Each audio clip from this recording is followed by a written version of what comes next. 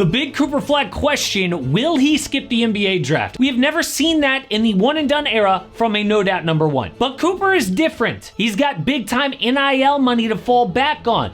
Told The Athletic he wants to return to Duke, but so far, nothing. In fact, he told ESPN, I'm just evaluating and reflecting. Right now, it's time for me to take days, weeks, a month, and decide what's best for me.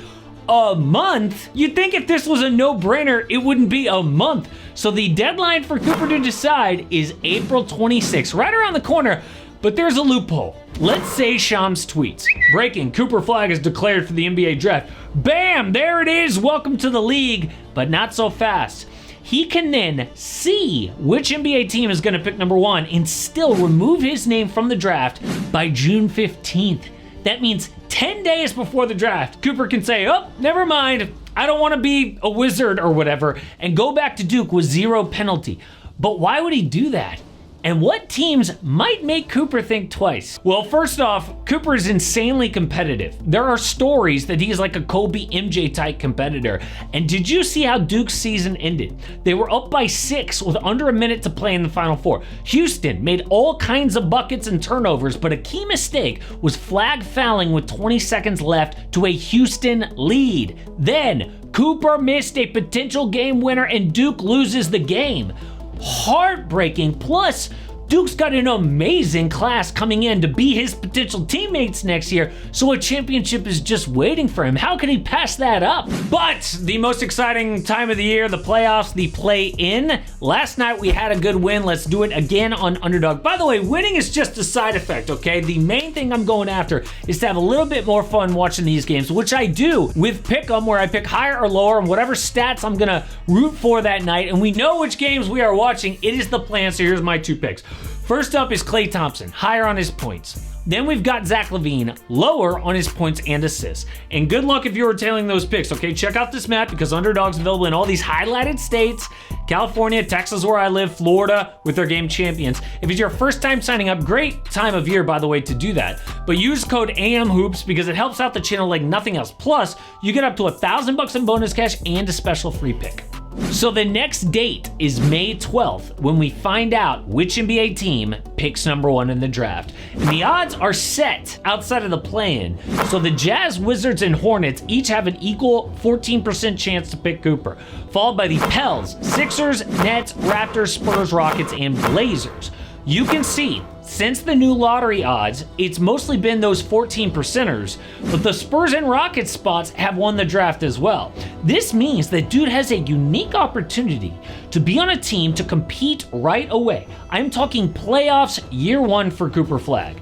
So with that in mind, which is the best fit for Cooper? Like which teams would make him say, yes, I am starting my NBA career today? Well, as a prospect, Cooper is unique. Most number one picks are known for their scoring, but Cooper is way too well-rounded to be just called a scorer. I mean, just look at the college stats of other no doubt number ones. Cooper doesn't lead in any one stat, but he is more versatile than everyone. Plus, dude came in at 17 years old, and most rookies are like a project on defense. Yo, Cooper is probably the best defensive prospect outside of Victor Wembanyama the last 10 years. So his best fit will already have a guy who can carry the offense so that Cooper can show off his entire bag. And number 5, it's the Charlotte Hornets. LaMelo Ball, clearly the offensive engine, but Coop Ball and Brandon Miller is a killer big 3. Now, it's hard to judge their new front office yet, but so far, they're not bad, right? Like, they're not rushing things in the rebuild. They turned vets like Terry Rozier and PJ Washington into valuable picks, and they are set up with cap space for a strong 2026 free agent class. In terms of fit, a big chunk of the Charlotte's offense is just putting LaMelo Ball in pick and roll. But one dynamic that LaMelo is missing is having a screener who can pop out behind the line. For example, this season, teams have always defended Ball in drop. This generally forces LaMelo into difficult 10-foot runners, but if your screener can pop out behind the 3, like imagine Flagg here setting this ball screen for LaMelo. When the big decides to camp in the lane, Flagg can relocate behind the 3 for an open jumper. Number 4 is the Philadelphia 76ers. The win now talent is undeniable, right? Health permitting, this is the best place for Cooper to go and compete immediately. But even beyond like the older questionable contracts like Joel Embiid, Paul George, Dude, Philly is stacked with young talent for the future. Tyrese Maxey, Jared McCain, Quentin Grimes. Plus, as constructed, Philly could easily slot Cooper right into their starting five. They've got max contracts at point guard, small forward, and center. It's a perfect fit.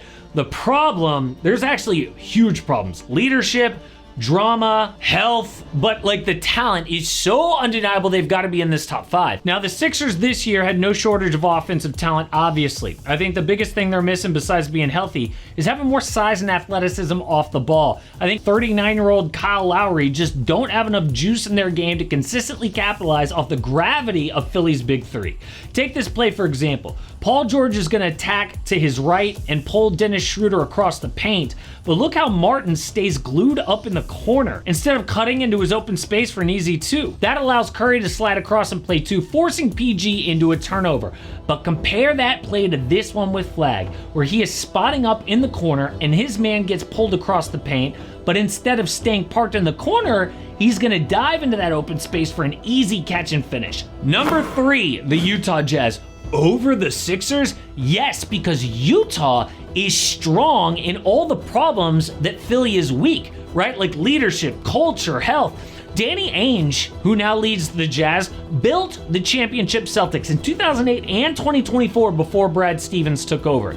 The Jazz have a great front office. They got a great coach in Will Hardy and the second most picks to build with outside of OKC. Number 2, the Houston Rockets. First of all, the defensive duo of Amin Thompson and Cooper Flagg would be unstoppable, but mostly they get their franchise player. Because for as good as Jalen Green and Alperen Şengün have been, Cooper Flagg would immediately be their no doubt 1A. Which is not ideal for the reasons that I said before. You'd rather have someone else carry them offensively, get the last shot, whatever. But they've got an amazing head coach and front office. Ime Udoka has found a way to maximize the value of their role players. First, the non-shooter Amin Thompson has been a double-digit scorer all year, primarily by cutting and picking his spots in the flow of Houston's offense. Rockets also bring Jabari Smith off the bench, where instead of cutting and exploding to the rim, he does most of his work spotting up or attacking rotations off the catch. Well, the thing is for Cooper, he's got all these skill sets where he can both knock down open threes and attack rotations off the catch, which again is going to make him a seamless fit for the Rockets offense. But the no doubt number 1 is the San Antonio Spurs. A+ in every category. Young talent, old talent, culture. Cooper is the second best player to Victor Wembanyama. I mean, what more do we have to say, right? Plus, Cooper's defense is good, but he can go crazy knowing that Vic is behind him protecting the paint. They now have De'Aaron Fox, who can guide the offense while the young guys figure it out. So the fit. Well, Victor Wembanyama, we know, pretty much always brings the defense down to protect the paint, right? But the Spurs right now lack the perimeter skill and athleticism to punish the defense for overcommitting there. Look at how Paolo Banchero is going to sit in the gap to help on this Wemby roll to then run Harrison Barnes off the line and take away the clean look at the rim. But I think a player like Flagg, who can both knock down open shots and has good burst off the catch, will cook those types of rotations. Imagine this being De'Aaron Fox and Wemby playing pick and roll. And that rolling threat there, Wemby, forces the defense into a scramble, which then gives Flagg a rotation to attack the perimeter. Cooper would obviously make every single team that he's drafted to better and more exciting, but some are clearly above the rest. I think Cooper should consider skipping the draft if it's the Wizards, Blazers, Pelicans, Nets, and Raptors. I'm sorry, but they just either have unproven young talent or sketchy culture or direction. In the case of Toronto, no one's quite sure what they're even doing.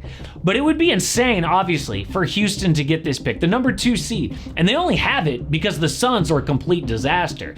Now there's a rumor that Phoenix might have to trade Devin Booker. Didn't have to come to this, but after what Book just said to the media, Suns fans should be pretty nervous.